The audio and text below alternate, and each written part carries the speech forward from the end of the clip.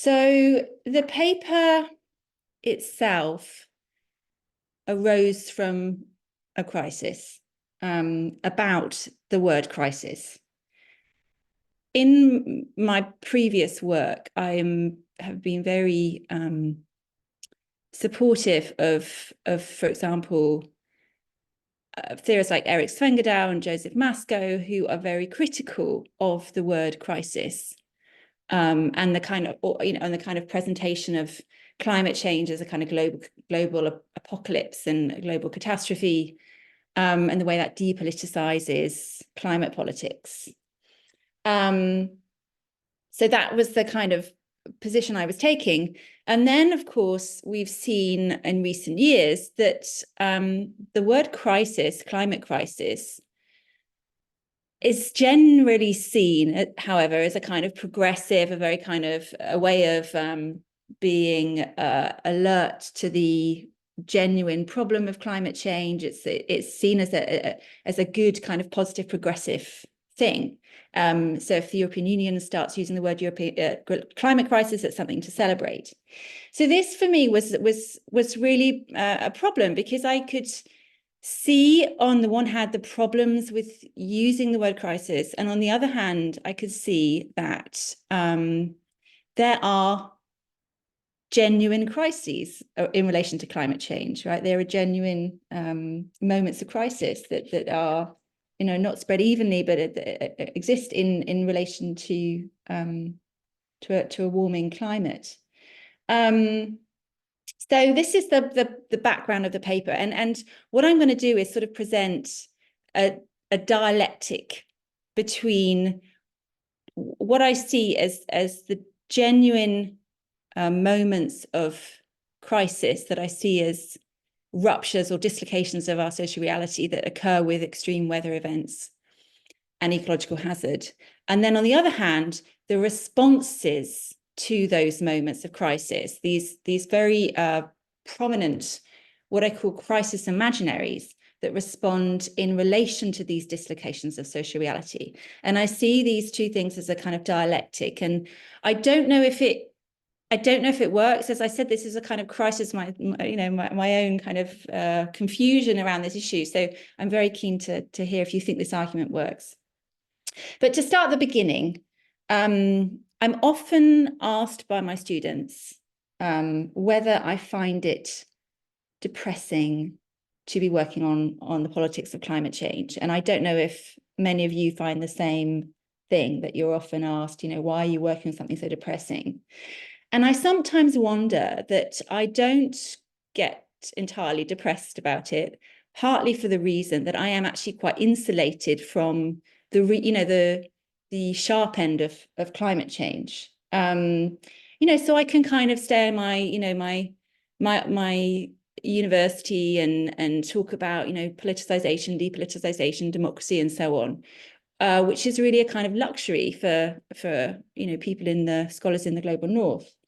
I'm sure that the same thing has occurred to some of you. And I remember talking to Karen Litvin actually a few years ago when it was the winter in Potsdam, and we were in a restaurant with central heating, and we were talking about climate change politics, and she said we wouldn't be having this conversation if we weren't in a centrally heated nice restaurant. If we had to, if we didn't have that luxury, we would be having a very different conversation. So I think I've always sort of the last few years have been very aware that there are that maybe we're, as academics, we're kind of isolated or insulated rather from these events of climate change, to which some people are already experiencing as crisis. So I wanted to start with this idea that climate change has very real moments. It comes with very real moments of crisis. So imagine a forest fire that is scorching through your neighborhood, moving rapidly closer to your home and your family, and cutting off your escape route. Imagine the searing heat, the thick black smoke, the cries of animal in pain. So I want you to try and imagine that. Or imagine looking out at the ocean from your fishing boat after an oil spill and seeing it covered in slicks of thick, rusty-colored liquid petroleum. Imagine the stench of the toxic oil that stings your eyes and nose.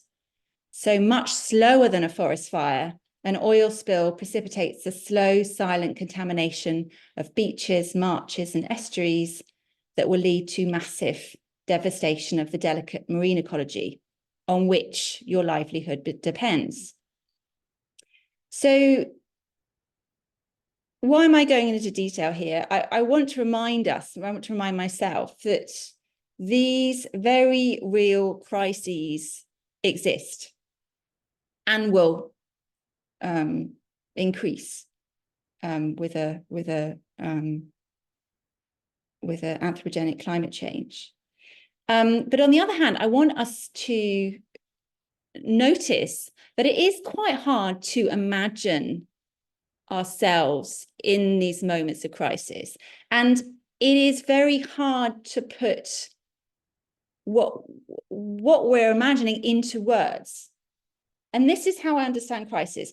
There are and I'll explain more what I mean by this. There are moments of crisis, dislocations of social reality that take away our words, that constitute a kind of ripping of our everyday reality. And this is something that our social reality then tries to cover over. And to understand this, Jacques Lacan is I think helpful. So I've sort of used his work to understand crisis as this dislocation of reality. And Lacan's work resonates really with the historical meaning of the term crisis as well. So etymologically, crisis comes from the word, the Greek word, a word that was used to describe a decisive moment or turning point, crisis. Reinhard Koselleck, the German conceptual historian, explains in his well-known historical account of crisis that crisis has had various political, legal, military, medical, and religious meanings. So the crisis might mean the moment at which the judge gives their verdict. It can also be a decisive point in an illness where the patient either gets better and recovers or gets worse and dies. So it's that moment of possibility for radical structural change. It's that turning point. And he says that at all times, the concept is applied to life deciding alternatives. And by the way, he also laments what he calls the inflated use of the term by contemporary media, arguing it's undone its radical potential. But this is, this idea that crisis is a decisive moment, I think fits with this Lacanian understanding of crisis and what I want to get at here. And it also resonates with what Marx and Engels wrote about the crisis of capitalism, that was for them indicative of the moment of revolution. And also Janet Reutemann, who's also written a beautiful account of crisis, also understands it as this moment of a turning point, and she relates it's got the same root as the word critique. Crisis and critique come together, and that's what Janet Reutemann notices, that crisis is a critical moment that can be a starting point for critical thinking. So she says that crisis is the basis of social and critical theory. Crisis, or the disclosure of epistemological limits, occasions critique. So crisis, and this is, other theorists as well have noticed this connection as well, but between the idea of the moment of crisis and the decisive moment, the critical moment, the point at which things can get worse or get better, or ultimately change quite radically in some way. So what I think crisis does is highlight the contingency of our social reality. And this is why I also use Ernesto Laclau's work, who emphasizes that the crisis, or what he's really uses the word dislocation. It opens up the possibility of alternatives. And Bob Jessup puts it, this idea quite nicely. He says, crises tend to create profound cognitive, strategic, and practical disorientation by disrupting actors' sedimented views of the world. So it's exactly this idea that I think Laclau's getting at, and Jessup encapsulates quite nicely, that it can open up, it's a decisive moment, it can open up the possibility for critical reflection and radical change, ultimately because our social reality is contingent, and crisis reveals the contingency of our social reality. And it's kind of this, it reveals that what we might see as a tragic irony here is that the moment at which we realize the contingency of the social reality, the moment at which we realize things could be different, is often hard to actually make them different because of the situation that we're finding ourselves in with the crisis. But I think it is still very empowering, I think, and very, very helpful to understand crisis as this dislocation of sedimented social reality.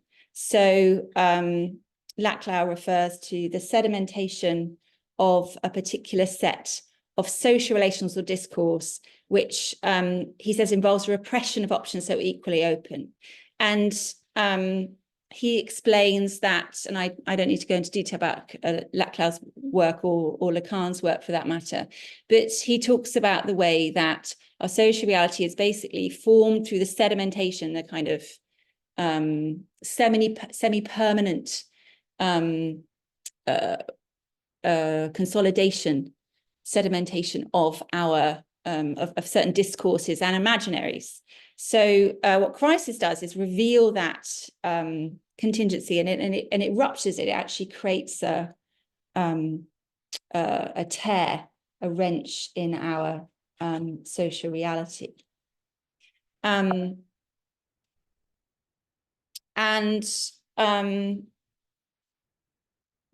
Stavrakakis, Yanis Stavrakakis, builds on this idea using Lacan, influenced by Laclau too, and is talking about crisis as what he calls a radical negativity or an encounter with the real. And I'm not going to spend too long talking about this, but if you know anything about Lacan's work, you will have heard about these three symbolic, three orders or registers that we confront in our everyday lives. There is the imaginary order, which is the order of the fantasy and our identities. There's a symbolic order, which is about language. And then there is this order of the real. And the real is not reality. The real is outside of reality. It is what resists symbolization. And as I said, without going into detail here, what we can understand crisis as is this moment of which the real, that thing that cannot be symbolized in our social reality, ultimately just creates a rupture. It somehow intrudes upon our social reality in our normal everyday imaginaries and discourses, and it causes a tear, a very disorientating moment. And it's that, going back to the forest fire, or the oil spill or the earthquake or the hurricane. It's those it's that, and this is what I think I want to ask in the paper is, can we understand moments of extreme weather as this moment of the real intruding on our social reality? Because this is, I think, a helpful way to understand what is, these moments we find very Jacques Alain Miller talks about, you know, the real being the bomb. You know, it takes away our words. You know, what do you do if you're confronted with a bomb?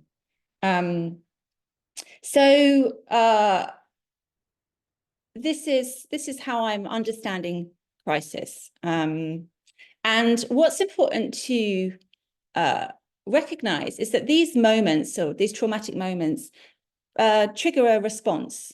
So Yanis Stavrakakis talks about the way that dislocations trigger new constructions which attempt to sew up, to cover over the dislocation of our social reality. So the social order tries to heal itself. And this is where I want to bring in this notion of imaginaries, because the imaginary order for Lacan is, as I said, it's this order in which we have a sense of it's where fantasy originates, and it's where we get a sense of a unity and coherence and completeness of the world, as Lucas Pohl and Eric Swengedow put it.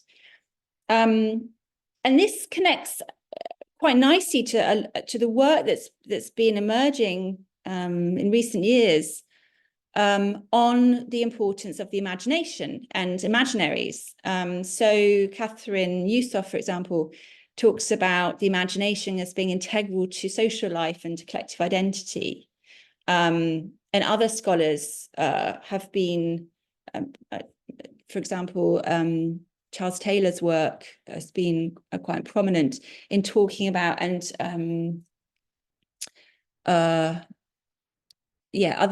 plenty of other scholars have been talking about the role that the imagination plays, and more specifically about the social realities that that are, you know, constructing our social reality and presenting us a kind of coherent world for us to act in and interact in. So just to explain what I mean when I'm talking about imaginaries, if you've not heard this concept before, imaginaries are I suppose we could say they're very visual and emotional, which is why I'm talking about imaginaries and not discourses here, because they give us a picture, a kind of visual understanding and a kind of effective understanding of the world we live in. And they're shared, and that's a kind of important feature. We're not talking about individuals' imagination. We're talking about a shared collective imaginary that operates in the background, and it's very difficult to even notice because it's so taken for granted. So it constitutes the background understanding of everyday life, and it's therefore not just it's creative, it's generative. It actually produces things. It's not just an imaginary is not just a kind of passive reflection of certain actors' understanding. It actually sculpts interaction and activity. And importantly here, different imaginaries can be analysed in order to understand social and political transformation. So this is what I'm doing in the paper. I start off, as I'm explaining, talking about crises as these moments of rupture, these moments of dislocation, and then I provide what I call a kind of typology of crisis imaginaries that attempt to heal and sew up the dislocation that created by crisis and climate crisis. So there are three different imaginaries I talk about in the paper, three different crisis imaginaries. One is the what I call the imaginary of climate conspiracy. So all three of these imaginaries respond to crisis in a different way. And as I'll explain, all three of them are problematic in that they are depoliticizing. They try and cover over this crisis and this moment for the potential for radical change. So the first one is this imaginary of climate, what I call imaginary of conspiracy. And this imaginary, we see, for example, in the right-wing populist discourse of the Alternative for Deutschland. And populism has an interesting relationship with crisis too. I mean, I've got a quote in a moment from Benjamin Moffat that talks about the way that populists sort of thrive on crisis and actually deliberately stoke crisis. But this imaginary basically presents climate crisis, or the moments that constitute this kind of rupture of our social reality, as an elite conspiracy, as something in which liberal politicians are trying to disempower ordinary people. It's so the AfD call climate politics of, for example, Greta Thunberg as eco madness. They call extreme weather events fake news. And another example of this is in the US, in the US Senate. James Inhofe, a few years ago now, brought a snowball into the Senate and threw it across the floor and said, there's no such thing as climate change, as I have a snowball in my hand. And, this sort of disproves the scientists' claims. So the way that this imaginary of conspiracy, it constructs this picture that it's all about liberal elites that are, overreacting to extreme weather, that are deliberately trying to, scare people. And it ultimately constructs crisis as a conspiracy, and it basically denies there is a crisis. There is no crisis. So in contrast to this, populist trying to stoke crisis, I think in relation to climate change, it denies there is a crisis at all. The second imaginary is the imaginary of climate control. And this does not deny that climate change exists, that it's a problem, that it's anthropogenic. But how it responds to it, the picture it creates in response to crisis, is to say, oh, well, it's just a matter of readjusting the system. It's just a matter of improving technology, implementing the correct economic policies in order to transition to a sustainable economy. So it mends the dislocation generated by crisis through proper management, through things like, as you can see, nuclear energy is an example of this. The way that nuclear energy is seen, or is sort of being rebranded as a fossil-free alternative. Sustainable air travel, sustainable tourism, basically green capitalism, ecological modernization. These are all part of what I see as this bigger, kind of broader imaginary of climate control. It's about readjusting the system and allowing, economic growth to occur, just, sustainably, and to, ensure we have energy security that can actually, prop up our capitalist economies rather than demanding their dismantlement. So this imaginary doesn't deny climate change, it doesn't dissolve crisis here, but it resolves it through various different aspects of a green economy. So that's the second imaginary.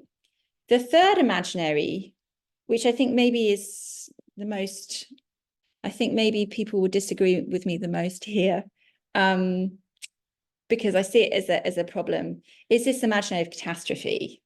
And we see this imaginary circulating through cli-fi novels and films, but also through protesters' placards, speeches of politicians, that present climate crisis as this global catastrophe or global apocalypse confronting the entire planet. So I think this picture in the on the placard here is, the whole world burning, which is, become, it's got, it's a sort of familiar symbol, right? It presents it as a kind of a homogeneous and very sort of simplified picture of a global problem that's confronting entirety of humanity, and this bleak dystopian future.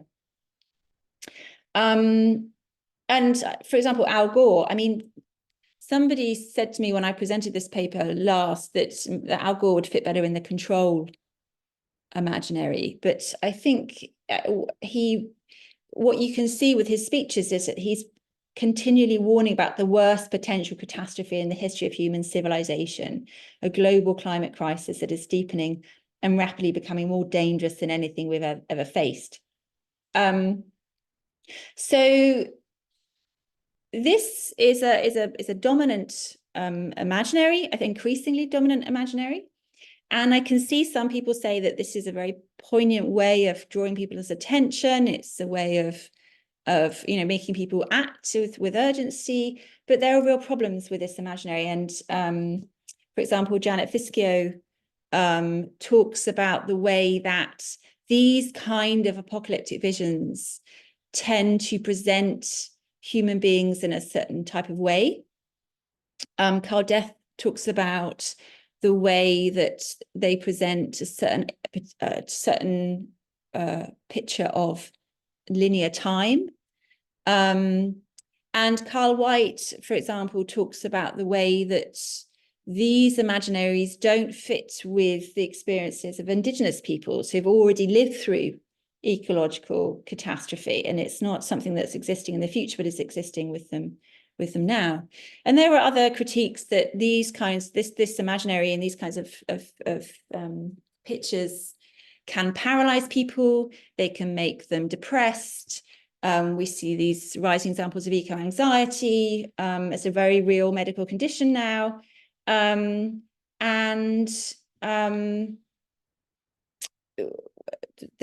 is this kind of awareness that although they're supposed to provoke urgent action, actually what they can provoke is knee-jerk solutions that perhaps have worse side effects than the problem of climate change itself. And for example, geoengineering or climate engineering are potentially, having worse side effects than we might that might actually happen through climate change itself.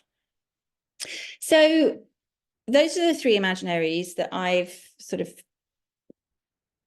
mapped out in the paper. And all three of them, as I said, I think are very problematic. They're all depoliticizing. So the imaginary of climate conspiracy ultimately denies there is a crisis. The imaginary of climate control resolves it, and the imaginary of climate catastrophe simplifies the crisis. It oversimplifies it, and all three therefore remove the very sort of radical potential that I was talking about earlier of the crisis to provoke awareness of the contingency of the social order, and of doing things differently, because they're closing over that crisis. They portray the potential of crisis to politicize climate change. So I think I want to add my voice to what other scholars have said about crisis. As I mentioned Joseph Maskell at the beginning, he says that crisis has become a counter-revolutionary force in the 21st century. He says, instead of re-energizing a collective imaginary that can engage alternative modes of living and apply resources and agency to collective problems, governance today recommits to exactly those existentially dangerous projects that should be formally disavowed for the public good. So he is very adamantly against crisis. And Janet Reutemann, she isn't so sort of normatively against the word crisis, but she does ask us to take note of the effects of the claimed crisis, like what crisis can do. And she asks us to be attentive to the effects of our response to crisis. And I think I want us to remember that imaginaries, it's not easy to change our imaginaries. It's not easy to sort of disregard these very powerful, as I said, sort of background understandings that form the background to our interactions with each other and allow us to actually understand each other and the world around us. It's not easy to just disregard those. But I think what we could do is acknowledge crisis and try and what I call stay with it. And I'm sort of borrowing from Donna Haraway here, but how might we stay with the crisis and, you know, really acknowledge what it's showing us about our social reality and how things might be different. So that's me finished. Thank you for listening. Not sure if that made any sense or not, but I'm very happy to hear your comments and feedback. Yeah, thanks, Amanda. I think it made sense, but let's see what comments and questions our colleagues have. Anyone who wants to go ahead with some feedback on what we've heard?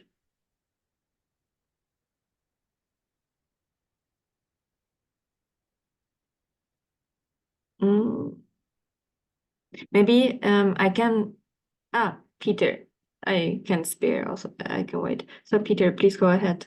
Yeah, thanks very much, Amanda. I thought it was fascinating, really, really useful, and lots of food for thought there. I just encourage you to really to sort of say a bit more about where you ended, what it means to stay with the crisis, because I don't know how we stay with it without feeling all the things that you've listed above, the sort of the anxiety around not necessarily catastrophe, but you know the very real warnings about the scale of thing, or depending on which part of the world you live in and what your race and class and gender are, things that you're already experiencing.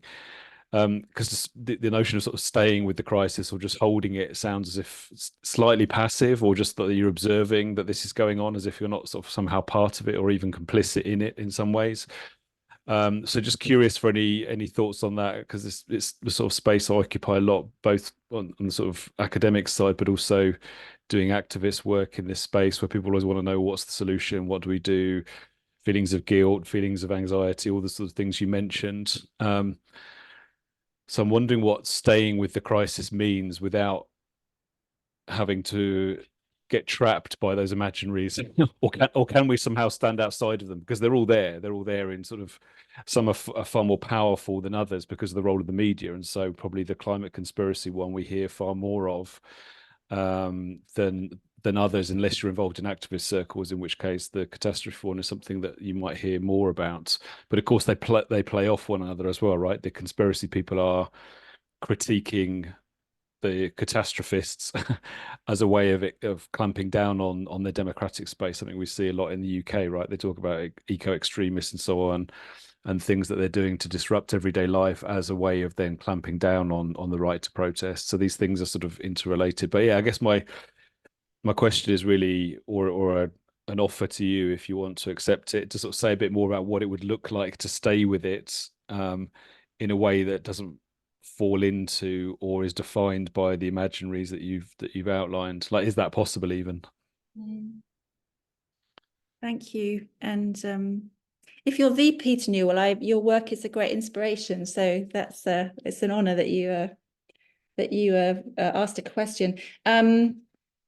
Yeah, and it's a very good question, and I don't know if I've got an answer to it. And I do feel like I haven't quite finished the paper with a strong response. I suppose what I mean, which is what I always mean, is that I think we have to pluralize what climate change means, and that it doesn't mean the same thing to everybody. I mean, you know that in your own, you explain that in your own work, and that when I say stay with the crisis, I mean think through why that crisis, why we see these multiplying crises. Like, what is it about our system, the social order, that has allowed, like, there's something wrong with our social order if it is being dislocated with increased frequency. And it's sort of like, it's no good putting a sticking plaster over it if you want to understand what is wrong with the social order.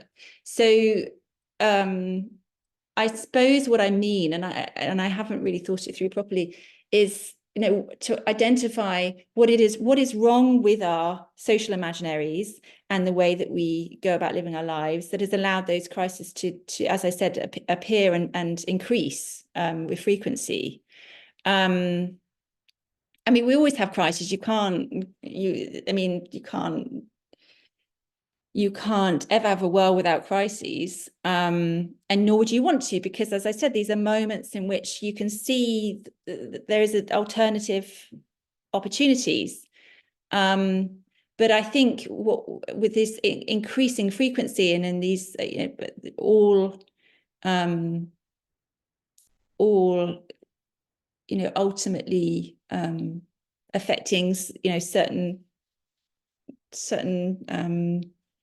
groups and certain parts of the world more than others, perhaps. So I suppose what I mean with stay with the crisis is try and identify what is wrong with our dominant imaginaries in the first place, and to maybe acknowledge that those and as I said at the beginning, I don't think we can really understand what it's like when you've lost your livelihood because of an oil spill, or your farmland is being flooded and you have to move to find work. I don't think we can really understand that. And so maybe it's also about acknowledging that the crisis isn't the same for everybody.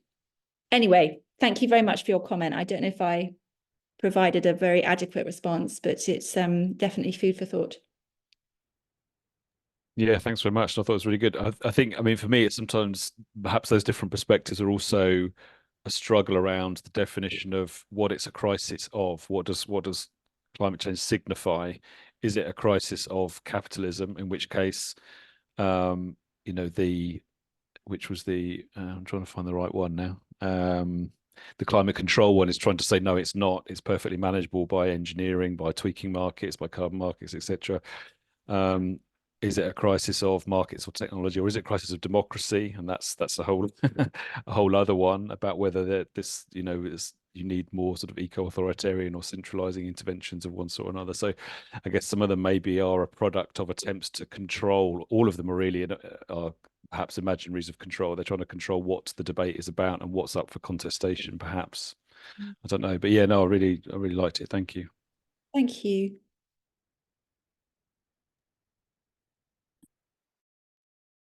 Other questions?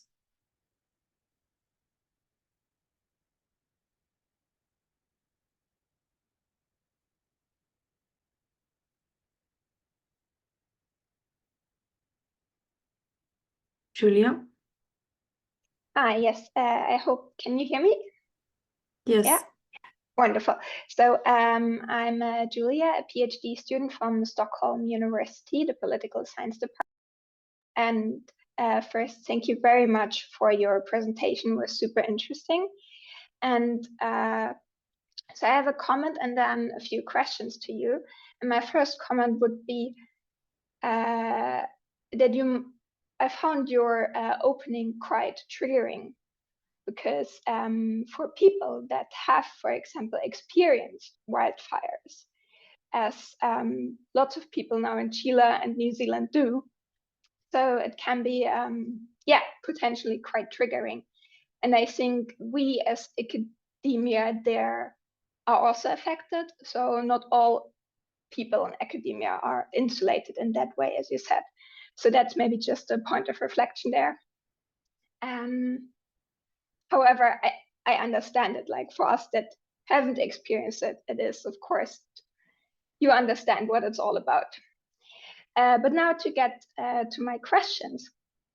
And it is, for once, I would be interested when you line out those 3 imaginaries, on what kind of data did you base it on? Like, did you do some discourse analysis? Is this your impressions because you drew on Trump, you drew on the AfD in Germany and so on? So yeah, interested in that regard. And then the first imaginary that you lined out, this kind of like sounded to me more that is a denial that there is a crisis. So in what way is the imaginary of this conspiracy really a crisis imaginary? It would be grateful if you could elaborate a bit more on these points. Thank you. Thank you. And that's a very good point. Yeah, I wasn't trying to imply that, sorry, your first point was a very good point. I wasn't trying to imply that that was the case for everybody at all. And I appreciate very much you pointing that out, if I did imply that. I was just trying to get at the idea that I myself, when I'm working on political theory, it's sometimes easy to forget that there are these real crises that go on, about, not just forest fires and oil spills, but many different forms of crisis. So thank you for that. I would call this a critical discourse analysis. I thought somebody would definitely ask me about methods. What is interesting about imaginaries is there's no particular method. Often people that are analysing imaginaries will use critical discourse analysis, or some form of discourse analysis. But discourse is different to an imaginary. And I think that's something I have been thinking about a while, like what sort of methodologies should we use to analyse imaginaries, which are far more visual, as I said, visual and emotional. Do we use a sort of visual discourse analysis? And there are different forms of that. So that is definitely a very valid question, and something I'm already thinking about. Your other question about whether the first one is really a crisis imaginary. Yeah, I mean, actually, I think in the paper, maybe I'm a bit more precise. I don't call it's a response to real crisis. So all 3 of them, and that's what I suppose I was trying to do at the beginning of the presentation. They can't capture crisis because crisis is something that is a moment of complete terror or complete disorientation. They can't capture crisis. What they do is try and cover it over. And so I really do see this as a very strong response to what is happening around the world in different ways, that it's sort of presented, it's sort of joined up as a kind of hoax, or a way of, as I said, disempowering the ordinary voter. So that's why I sort of stand by that it is one of the important imaginaries here. And by the way, I didn't say it, but of course there are others. These are just 3 that I have found through for working for a long time in this field. There are, of course, other imaginaries that respond to climate crisis, but these are the 3 that I find most interesting and sort of most interesting to compare in the paper. Don't know if that makes sense, but thank you for your points and your question.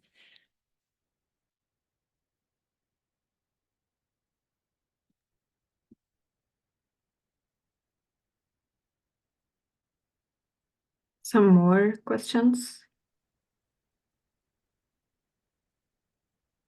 I think my question was answered by your last sentences, because I was wondering also, why do you choose to focus on those 3 imaginaries if they're, I have been thinking also very much about and I think there is also plenty of academic literature emerging on the idea of positive imaginaries, also that envision a better future that could be achieved, also by just acknowledging that there is such a crisis and this crisis needs some change, and that there could be alternatives. You called them alternative opportunities also. Yeah, no, but that's a good point. Are you referring to anything in particular, Carolyn? No, I think I'm not an expert in that field of literature. So I think it's rather something that has also been developing in my mind as a private person, rather in thinking about that in the media and also in politics, the narratives and the imaginaries are always that the climate crisis and also the means to mitigate, for example, the climate crisis always come hand in hand with worse situations and like with a deterioration of our living standards, and that it's negative and seen as something negative, that we cannot continue living as we do right now, instead of actually envisioning or also just thinking about all the positive aspects that could emerge by just changing the way we are living, like just thinking about how many people work too much and get into burnout, and maybe by working less, and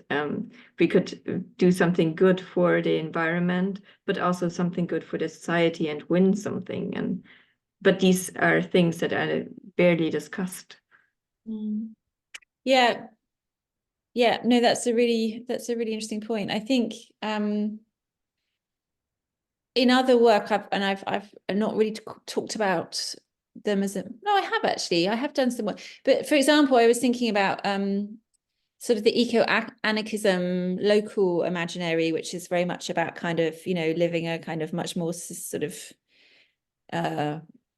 local and a form of life in which it's you're much more kind of connected up to the earth, and that, I suppose, is an alternative imaginary that would sort of fit with this kind of more positive, idea of responding to crisis. And I think, yeah, you're right. I think a lot of people, because of the critique of the global apocalypse imaginary, that there is that response now that people realize there needs to be a message of hope as well. So I think you're right. So maybe there's something in that I should look at for the paper. Thank you.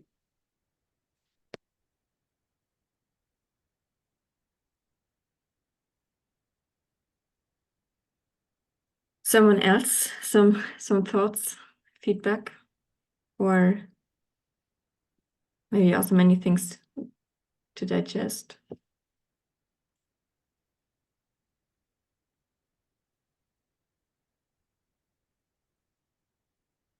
Do you have maybe some specific questions that you would like to discuss, or some reflections on? Oh, we have a question now. Yeah, Maximilian. Hi, thank you so much. Max Wanner from postdoc from Stockholm University as well, and the Institute for Future Studies here in Sweden. Thank you so much for your presentation. It's very interesting to hear your perspective from the Imaginaries angle on crisis and climate. I come from a very different line of research on crisis and disaster governance. So please take my comments with a little bit of salt, and as a potential outsider who still wants to connect these kind of streams of thought. And in disaster governance, crises are also understood as moments of contingency with the potential of radical change. And may it be imaginaries understanding norms, institution, policies. So I see us here kind of on the same page. And there is also the talk about these critical junctures and crises breaking up what we had before. And that is quintessential. And I wondered how much climate crisis is actually a crisis in that sense, as the concept of creeping crisis has been developed. So we don't have this specific moment of contingency anymore. It's slowly getting more acute, but the feeling is very different in different places, as you point out.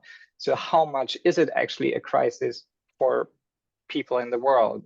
And reducing it to these three imaginaries,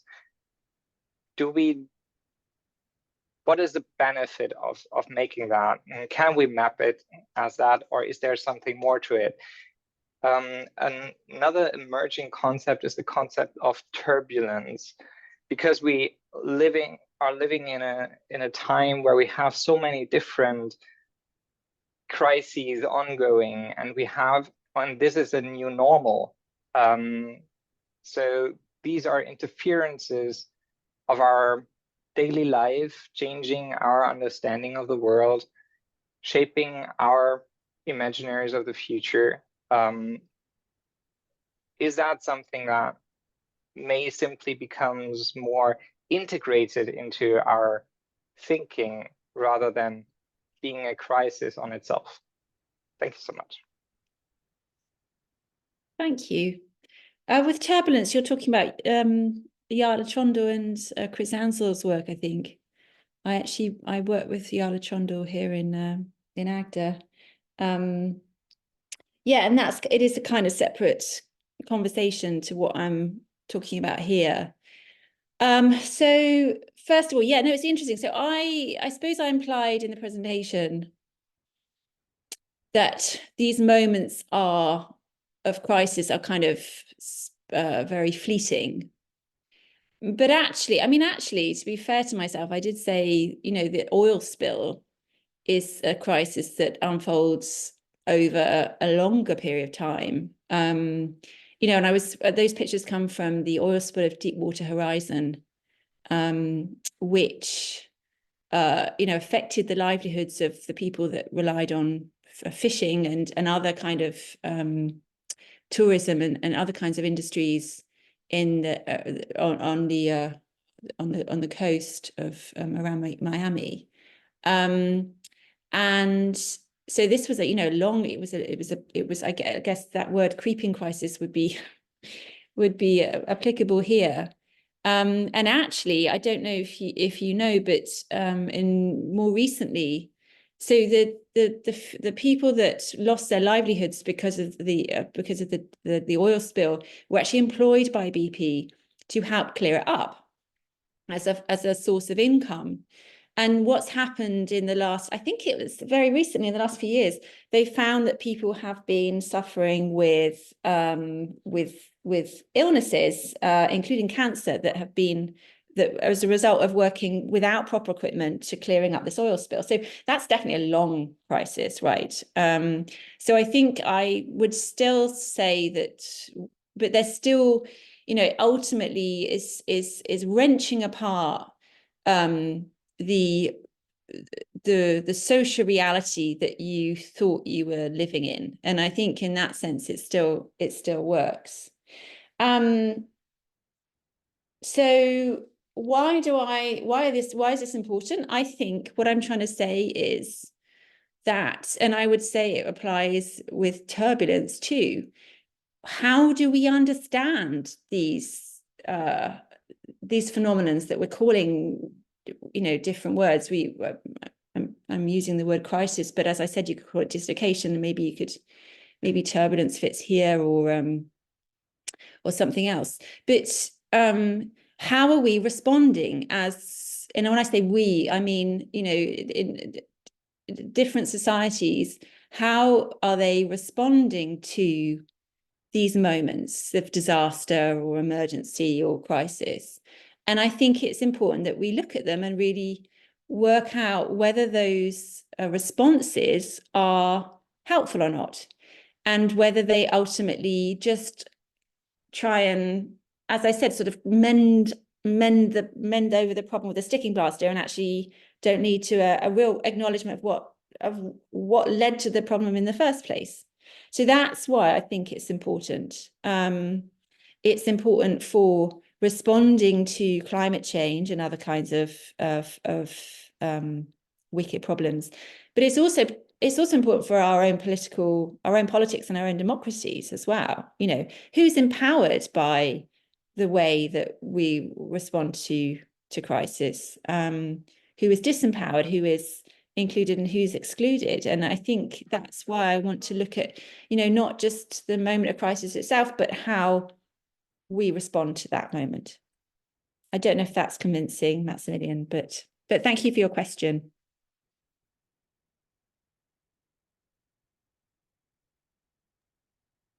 Do you want to say anything in reply, or you're happy with the answer, Maximilian? Thank you so much. Good answer there, and I understand where you're coming from.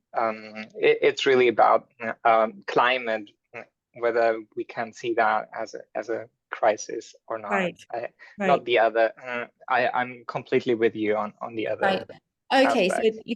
so I would say, yeah, so I don't think there is a climate crisis. And that's why I said I'm with the scholars that are very critical of talking about climate crisis as what I think climate change does is generate or provoke or cause multiple different types of crisis, that are increasing. And I think that's what, maybe I didn't say that clearly, so thank you for highlighting that.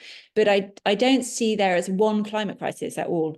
And I don't even think there's such a thing as one climate change. What we see as a vast array of different causes and different consequences.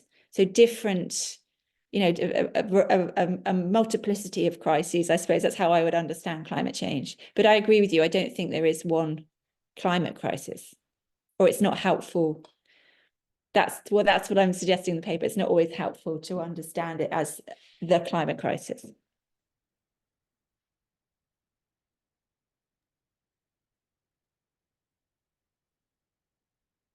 I like this thought a lot, and if there are no further questions, well, there is one more. Julia? Yes, thank you. I think we have some time, right? So I just wanted to Yeah, put in absolutely. for others, but if no one else has, then I go ahead with another one. So I was wondering a bit about your conceptualization of imaginary or imaginaries, because you're using Lacan, and Lacan has this three split in the symbolic, the imaginary, and the real. But then you also talk about your imaginaries are collective and social. So it sounded to me, and that's something which I struggle with in my work as well. So we have this more conventional understanding of imaginary, but when we talk about imaginaries, how does this translate to the imaginary of Lacan? And how to use this word in both ways? Yeah, it's a very, very, very good question, very difficult to answer. So I wasn't using Lacan in working on this. As I said, it wasn't just that the paper arose from a crisis, it's just I've had various crises in relation to this paper.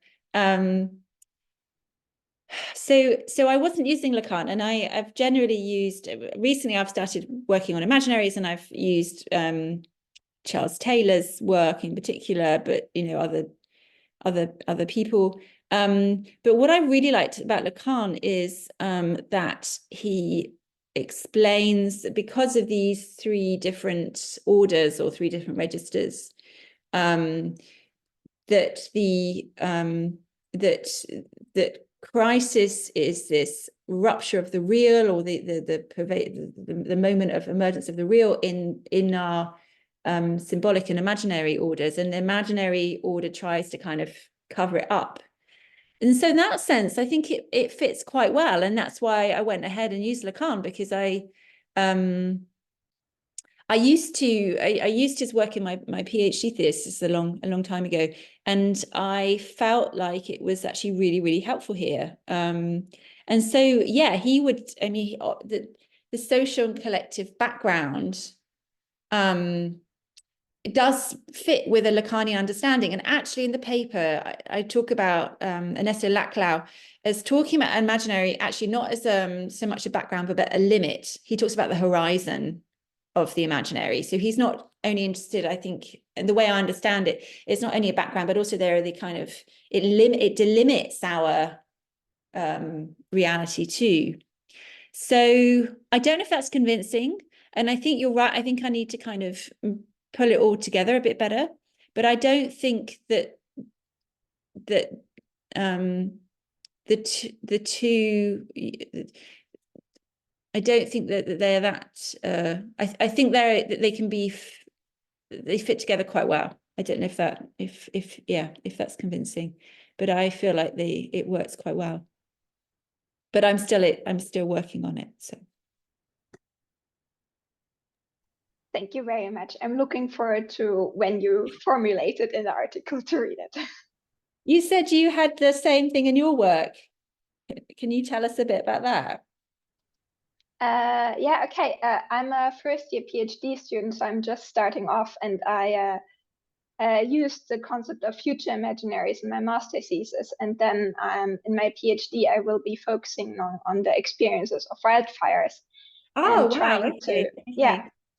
trying to analyze the emerging future imaginaries afterwards, and also looking into drawing on Lacan's conceptualization here. So I feel like your work really closely aligned with my well, we should PhD stay in project. touch, definitely, because Absolutely. yeah, a lot of things there would come in common. Yeah, no, definitely stay in touch. If you feel like sharing your work, just let me know.